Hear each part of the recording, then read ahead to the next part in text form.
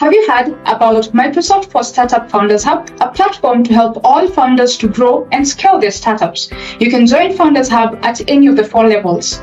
For founders who are refining their ideas, you can join at level 1, the ideate stage. Founders with a strong conviction of their solution join at level 2, the develop stage, to build their minimum viable product. For founders with a working product and want to add new features while gaining customer traction, you can join at level 3, the grow stage. And lastly, for founders with a product in market and want to focus on the sales acceleration, you can join at level 4, the scale stage. Founders get up to $150,000 worth of Azure credits and free OpenAI credits to include LLMs and generative AI capabilities in your product. You also get access to enterprise developer tools such as GitHub and Visual Studio, and productivity tools such as M365, Dynamics 365, and Power Platform to run your businesses. Lastly, you get one-on-one technical consultations with Microsoft experts to help you as you build out your product. Apply today at aka.ms/foundershub. Hello everyone and welcome. Thank you all so much for joining us today for this live stream event. My name is Alexia and I am the program manager of the Microsoft Reactor Toronto. I will be sharing session resources with you in the chat, but before we begin, I'd like to quickly review 2 items: our code of conduct and event guidelines. First, please take a moment to review our code of conduct. Microsoft Reactor seeks to provide a respectful environment for both our audience and presenters. We encourage engagement in the chat, but please be mindful of your commentary, remain professional and on topic. And secondly, our event guidelines. The session is being recorded and will be available on demand through the Microsoft Reactor YouTube channel in about 24 to 48 hours. I will be sharing the link in the chat for our channel. And if you have not been on a live stream through YouTube before, please note that you must create an account on YouTube in order to have access and interact in the chat. You can set that up now. And if you're unable to use the chat but have questions, feel free to reach out to us through social media or on our website. Which brings us to today's session. Today is day 2 of the Tech Odyssey series podcast. I'm going to bring in our host, Luka, for today, as well as our speaker. Hey, Luka. Hi, Alexia. It's great to have you again. Very nice. For day nice 2. to see you, even though I don't see you right now. Well, thank you again so much for being here, and take it away. Amazing. I'll take it away from here. Hello, everyone. Welcome to the beautiful city of Niagara Falls here in Canada. We are the amazing studios of Niagara Falls Innovation Hub. And today, we are in the 2nd episode of Tech Odyssey podcast. My name is Luka. I am the CEO and co-founder of doTERRA Health. doTERRA Health is a new cloud, a new infrastructure for primary care. We are reimagining the way the primary care is delivered through using AI. But today, I don't want to talk to you too much about doTERRA Health because today we have another guest, another amazing guest, which his name is Murray Simser. Murray, thank you so much for being with us today. How are you, buddy? Murray, it's amazing. We have known each other for a long time now, but one of the first times that we met was through Microsoft for Startups, which I'll talk to in a bit to the listeners. So this idea, this initiative to do the Tech Odyssey podcast came after me and Alexia, but especially Microsoft for Startups and Microsoft Reactor, decided to create something new that challenges the boundaries of knowledge. That's why we have amazing guests, amazing speakers. Last time we had Agostino Mena. If you haven't looked at the episode yet, you should watch it out. And this is one of the initiatives that doTERRA Health, me and Alexia, we're doing together, including also events that we do from founders to founders in Toronto mainly, but also in the future in the whole world. I want to thank Valen Entertainment. Thank you, Jimmy, to being the producer for us. And of course, for this beautiful T-shirt, I want to thank Truth Designs. Thank you, Tag and V, for the design. Murray, you are a Silicon Valley serial entrepreneur whose softwares that you have built have been used by millions of people. Currently, you are the founder and CEO of Citizen, an AI-powered platform that empowers citizens to shape their democracy. Yes. Citizen is built on societal networks, a new concept that you actually invented to create a more equitable and sustainable form of capitalism without affecting investor returns. Previously, Mer, you have worked at Microsoft as head of incubation and have founded several successful startups, including the award-winning eAssist, which was backed by Intel and that is used currently by Service Canada. Previously, you have been the CEO of two public companies. You, Murray, are Indigenous, bilingual, and bicultural leader who you have lived in several global cities, including San Francisco Bay Area, London, UK, Seattle, and New York City. And lastly, you are always proud that you are from Toronto, and that's why you are based in Greatest Canada. city in the world. Was I right with the description, Murray? It sounds amazing when you read it that way. I don't necessarily think of myself like that, but it's all true. It's always a little bit fancy when you say head of Certainly does sound it. incubation. So, for you, Mer, you know the tradition of the podcast. We have the T-shirt. If you can see the T-shirt, here is Murray. I'm guessing 20 years old, 18 years old, something like that. 21 years old. 21 years 20, no, old. 22 years old. Here you are, here Yes, I in am. a protest, and you are still doing the same thing even today. So, Mer, can you talk to us about this day? Certainly can. My friends and I at the University of Ottawa, as they say, if you're not a rebel at 20, you have no heart. But if you're not establishment by 30, you have no brain. And although those beginnings were certainly fun, yes, I am doing the same thing, but I've learned the rules of the game, and I now know how to do it properly rather than going and standing on a stage and forcing Lloyd Axworthy to listen to our nonsense at Parliament.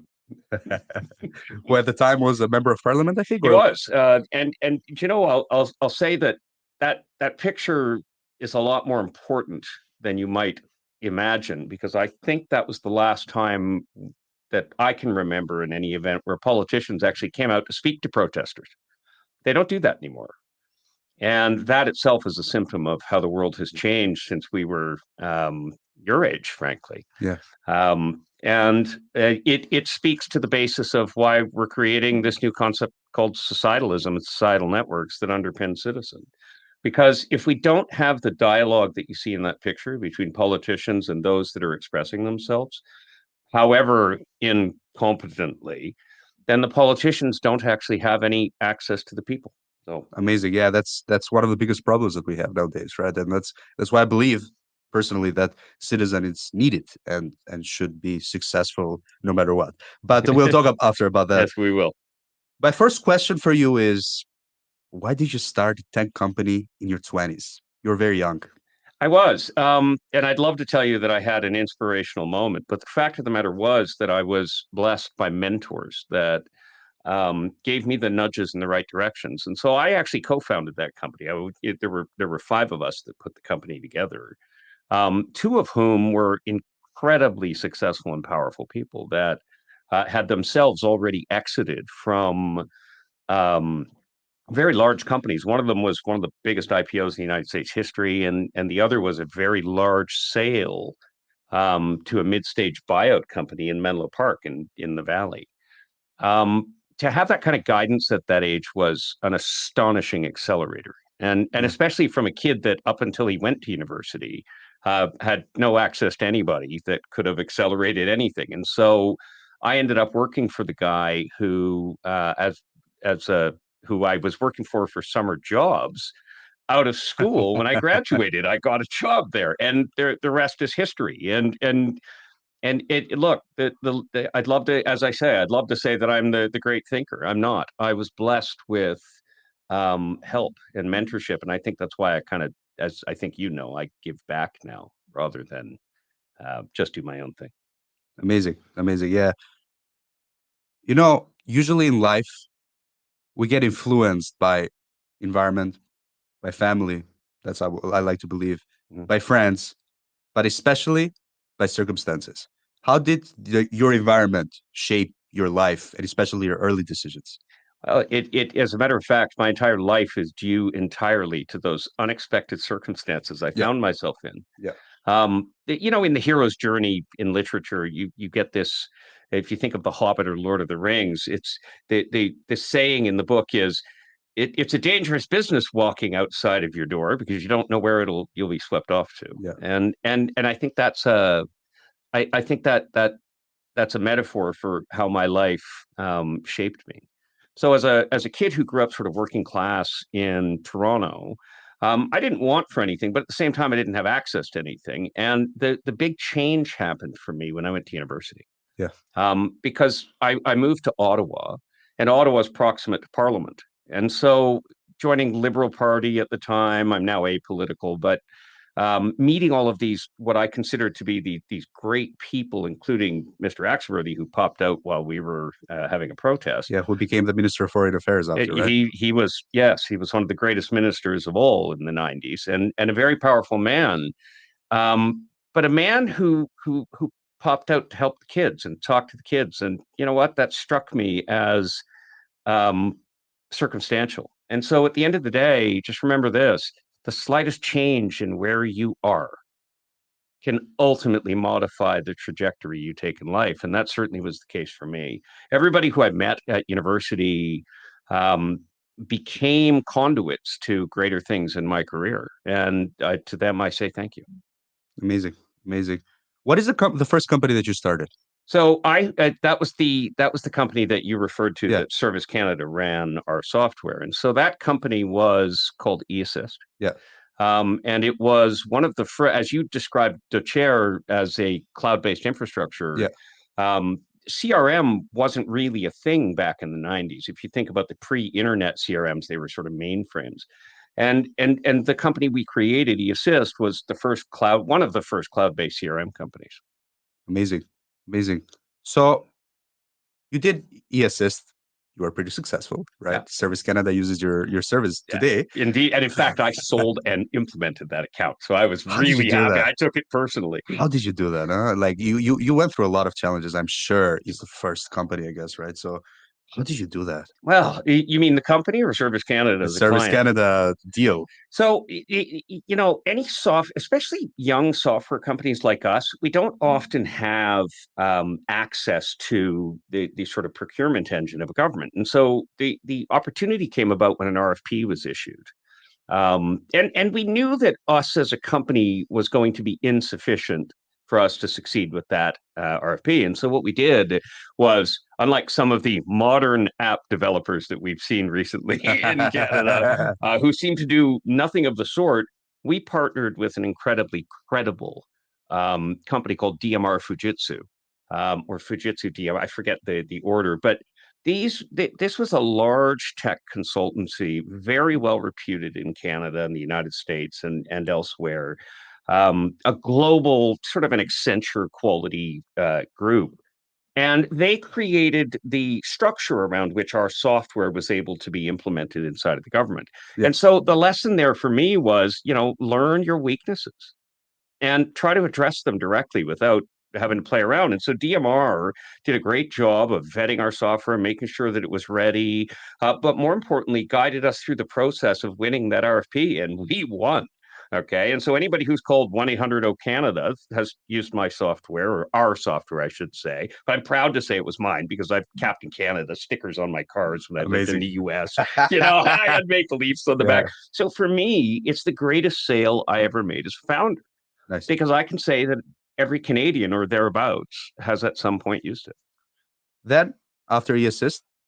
So after eAssist, I actually had one of the greatest experiences of my entire life.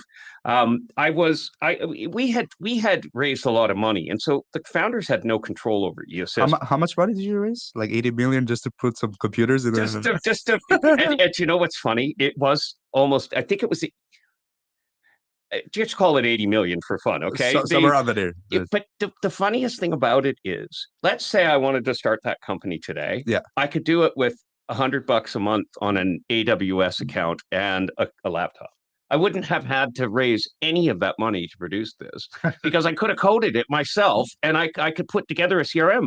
And this is the lesson, I think, from our generation, okay? The Gen X, when we were building a tech company, it wasn't enough to have a good idea and go and code it. Yeah. We actually had to build the data center too and drag fiber across roads and do construction to get the internet connected. And so you can imagine a world today where this is being diffused globally in 4K or whatever valence putting up. And this would have been unimaginable in the 90s because of the cost of the fiber that you would have been carrying through. It's crazy. It's insane. It's insane. It's insane what we live in luxury. We live in luxury. We live in luxury because the .comers, and I like to say I'm one of them. Yeah. Invented an infrastructure that will forever alter the world. Amazing. Then after the assist, you had to settle down period, as I called it, right? I did. I got married, and I actually had. I had a real job and then another real job, and in between I tried to set up another company, but my ex-wife said that I should probably get a real job if we're gonna sort of succeed. But I had met through my travels at eAssist, because I traveled all over the world. I lived in different cities because back then we had to open each city. There was no hire somebody over Teams, okay? So you had to fly there, get an office, meet people in person to hire them, set them up, sign them up, get a lease. You had to do all of this. And I did that in tons of cities across the world, including London, where I lived, to open up all the European offices. Yeah. And I live right next to the Palace and on Palace Street. Nice. But the nature, the sort of nature of that experience was, when you look back, it was a lot of work. It is. And so that period of my life introduced me to one of the mentors that I had that I really liked, and who helped me a lot, I think, in sort of professionally developing. And that was, I met Steve Wood. And Steve Wood is one of the guys in the original Microsoft photo. Sixth employee, right? Sixth employee. I call him the founder, but he hates it when I say he's founder. But I look at that picture, and those are the founders of Microsoft in everybody's mind. But he is officially the sixth employee of Microsoft. And he went on. He was also him and his wife, who were in the photo, and Marla passed away, which may she rest in peace. That Steve went on to do lots more than just Microsoft. He worked with Craig McCaw and invented the technologies we take for granted on these phones. The wireless data technology was invented by this guy. And eventually he had a company in Seattle that was a startup, and it was backed actually by Madrona. Madrona is the original backer of Amazon. Tom Alberg was our investor, the greatest VC there is in all of the United States. Okay, the guy who founded Madrona Ventures. And I had occasion to work with the greatest VC in the world and Steve Wood, and get to know the Seattle community in such a way that it irrevocably altered my perception on things, hanging out with a guy who is that well known, but at the same time, the humblest man you'd ever meet. And for this reason, I owe him a great debt of gratitude. Amazing. Yeah, you worked as a head of incubation at Microsoft. You traveled the world again. So I did. Well, so for Steve, I didn't work for Microsoft. I worked at his company called Wireless Services. And Wireless Services was an infrastructure play to do text messaging back and forth. So Steve didn't suggest it to the Microsoft, or didn't pitch it to the Microsoft? Well, he actually said to me one time, you could use some polish. But and so the Microsoft piece was, get a corporate job for a change, because at that point I'd never really had a corporate job.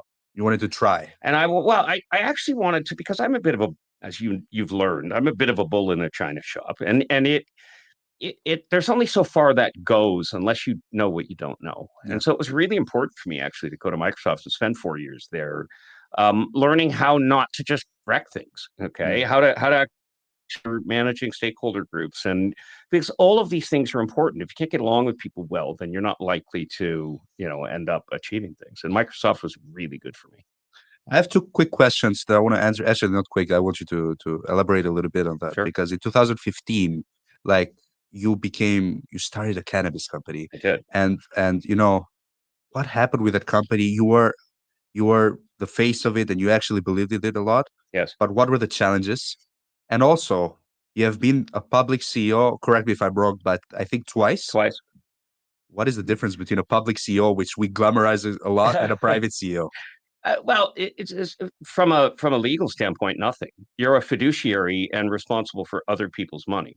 whether you're public or private, the only difference between being responsible for people's money privately or publicly is that if it's a public company, you have disclosure requirements. And so you have a certain set of minimum information disclosures that have to be released to shareholders of a certain size. And if it's a public company, shareholders of all sizes. And so you have quarterly filings, and depending on the jurisdiction, Canada is different than the United States different than the UK, Europe, etc. But every jurisdiction has a set of legal requirements that public company CEOs must follow. And if you don't, it's under significantly impacts the corporation. Now, as a private company, the articles of incorporation or the shareholder agreements typically govern how shareholders are notified of things. Okay. Yeah. So there's not really a big difference. But usually, if you're a public company CEO, you have one other thing that's completely different, and that is the equity in the company is liquid. Yeah. Okay. Whereas a private corporation, it's much more difficult to liquidate an asset. Let's say you owned a few shares in company X.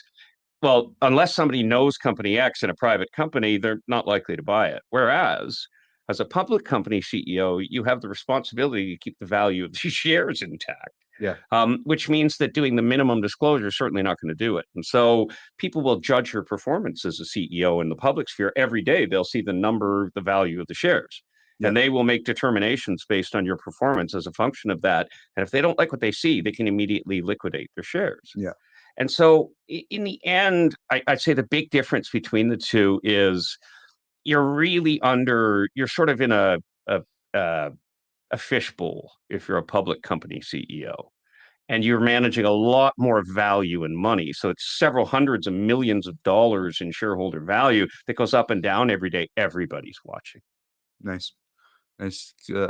What about what do you think about the cannabis industry? How did it change from where you started the company and right now, especially in Canada? I want to focus in Canada more. Yeah. It's funny you say that because that is the origin story of Citizen. So let me sort of take I love that. Yeah. a sort of step back on it. I did two cannabis companies. One was somebody else's cannabis company that I was just a small shareholder in and the CEO. And because of that, I was shepherding other people's money. We raised several $1 million to be put into this corporation. And that company was several $100 million in shareholder value that I created during my time as CEO. And we had acquired assets during the transaction to bring this company together. And when I was done that, I was quite proud of myself.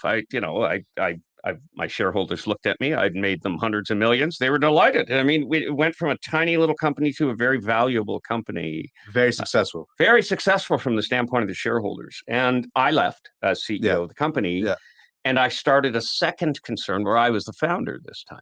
Okay. And this was a company that I was just starting to bring up when the legalization finally took hold into the industry. And this is sort of the key part of the answer to your question. Government regulation at all levels, and this is to blame nobody, all government and civil service attempts to manage and control the market resulted in a clown car's worth of incompetence and if you're not ready for this number, I guarantee it. But Miller Thompson published what we call the butcher's bill in the industry, meaning what was the total loss by shareholders in Canada in that industry? And the answer is 131 billion with a B. Wow. Was lost by Canadian investors. Retail investors. Now, this is the most important point that you just raised. Yeah. Retail investors. Who was left holding the bag when all of the institutional and wealthy money got out of the industry?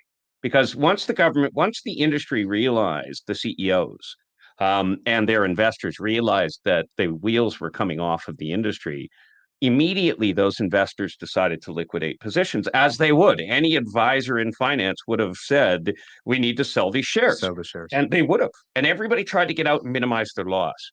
Who bought those shares? Right. Not sophisticated investors. Average Joe. So if you think it's anybody who thought cannabis can go only up, okay? Yeah.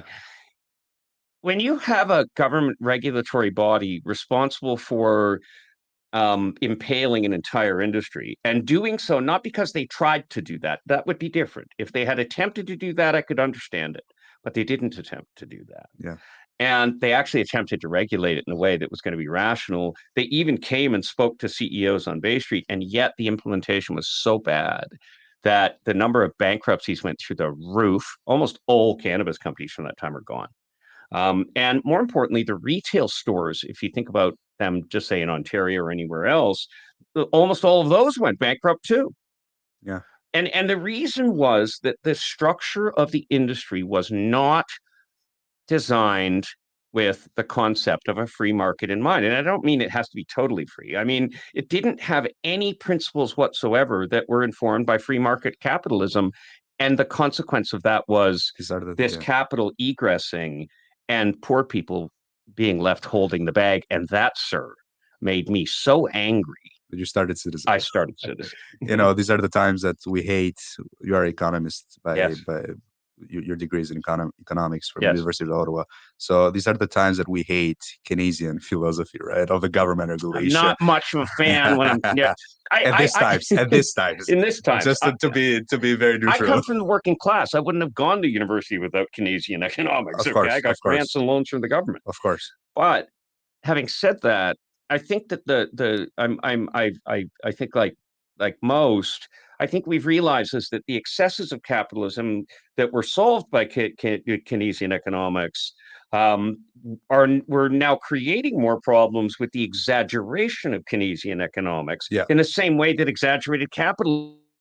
Nobody wants one person to end up with all the chips. Okay. Yeah. Adam Smith said it best. Yeah. Okay. You need both perspectives on the market. The government's there to make sure one person doesn't end up with all the chips. That's what the Wealth of Nations says.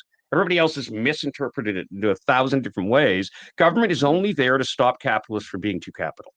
Amazing. You started as let's face it, you were very poor when you were young. I was a broke kid. To change democracy. Yes. Where do you find the courage for that, and what do you want to accomplish with Citizen? Well, you know what? Poor boy made good. Okay, so your generation would do well to learn about Star Wars. You said that your generation doesn't like it, but it was Star Wars that gave me the courage to actually do it, because I too could be Luke Skywalker. Nice. I too could be an astronaut when I grew up. I too could reach for the stars, right? This was the generation of, I was born in 1972. So I'm the generation that was born at the moment Apollo was happening. Yeah. These were the moonshots originally by the Americans.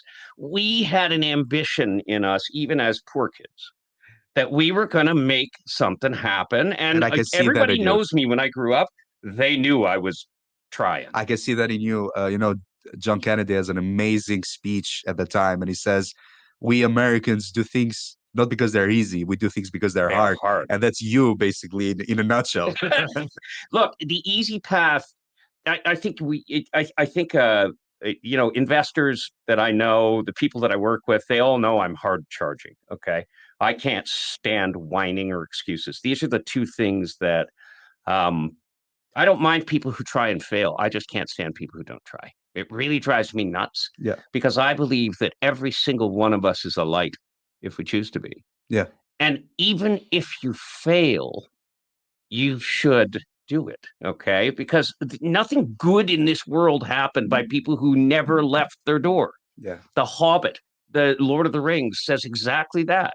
Okay, step outside your door. Maybe you'll meet a Gandalf. Maybe he'll sweep you off to somewhere. I met a Gandalf. I was swept off, and nothing ever was the same for me. Amazing. Yeah, Jean-Baptiste, one of the early economists of capitalism, says that entrepreneurs are very important because even when they fail, other entrepreneurs in the future will learn from their mistakes. That is correct. So that's how capitalism is built, right? Yes, it is. So going back to the question, what do you want to accomplish with Citizen now? What is your goal? So if we go back to Adam Smith for a minute, let me just tell you what Adam Smith represents. Adam Smith represents the point in history where we switched from all being slaves to all being free. And back then, freedom, as we talk about it today in some undefined way, is defined then as capitalism. Now, capitalism has become a dirty word in the modern sense because everybody seems to think that means that capitalism is about stealing money. It's not. It's about the creation of capital for every one person. And the ability to choose what you do with your labor, with your resources, and with all of this stuff is what capitalism represents. Do you know what we were before a society that was capital? Feudal. Feudal. You could not medieval leave the times. land on which you lived. You owed a duty to the master. Yeah. We got rid of that, okay? And we created capitalism and free markets and democracy as the way for us to self-organize as people, okay? Yeah. But somewhere along the way, with all of the philosophies of the 19th century, Hegel's and Marx, we started to get into this fight between sort of capitalism a la early sort of classical economists and the sort of Keynesian version of, say, Hegel's and Marx that has distorted what capitalism actually is. We think of it now as this thing that is trying to harm us. It's not. We are in the greatest system in history. When it started, when Adam Smith wrote his book, 95% of the world was poor, and now only 5% of the world is poor. It's the only thing in human history that's ever changed anything. That's why I created Citizen, because Citizen is the expression of that humanist sort of belief that humanity can do great things if you organize them properly. Citizen is an attempt to organize the people so that they can do great things. So you don't want to change, because this is very important for the listeners. You don't want to change democracy, because democracy, even though it's shit or bad, as Socrates said, or even Churchill, but it's the best that we have right now, right? You don't want to change. You don't want to completely change that. You just want to make it better. I don't want to change it at all. I want to create, you said Dochair Health is about the concept of a new infrastructure, a new cloud. Yes. Citizen is a new infrastructure and a new cloud that is going to create a better version of the democracy we already have by integrating every single person in every single democracy into the production of laws in the government. Nice. And it sounds like a big thing. Turns out it's not that hard when you actually start to really think about it, and we built it. Wow, that's amazing. I think what and this is a prelude to my other question that I'm going to ask you after. But you already made it. You're successful, right? You work for Microsoft. You're CEO of 2 public companies. You got acquired. Why do you want to do this right now? Like, what drives you to do this right now? Well, the interesting thing is I sort of look at it a little differently. You're right, I did all that stuff. Yeah. But there's a point at which you sort of self-transcend. I used to do it because I wanted to have a Porsche and show off. Okay, when I was a kid. As a kid. I wanted to show the people I could succeed. I'm going to get that damn car no matter what. And you know what? I did it. And I think as Maslow, the sort of psychologist, when he laid down, if you grow up poor, you really only want to move to the next level, okay? And you don't understand the level. You don't understand never it seen even it further. So I have a bad car, they have a nice car, I want a nice car.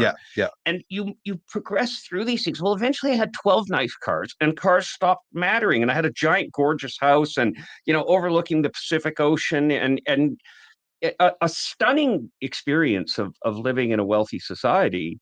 And that didn't do it either. So I had to keep going. So then I started to be a founder, not just an employee of a company, in tech companies, and that didn't do it either. And that didn't do it either. And it like I kept going, and it didn't do it. And now I'm at this point in my life where I finally found something, not only that I'm not making money on for the last 5 years, but I've never been happier.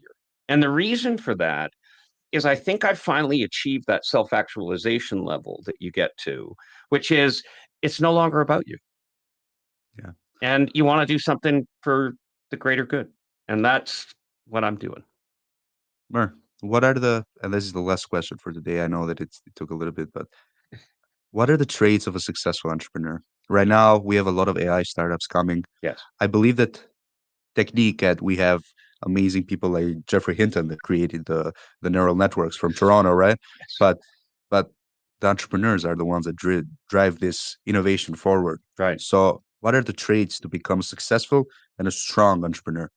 Well, it's a lot of people talk about, I think, the once you're an entrepreneur, what that looks like concept. Let me tell you what the only thing that'll ever get you to be an entrepreneur. Okay. The first characteristic you have to have, and I go back to the sort of storyboard, is you have to be willing to look like an idiot.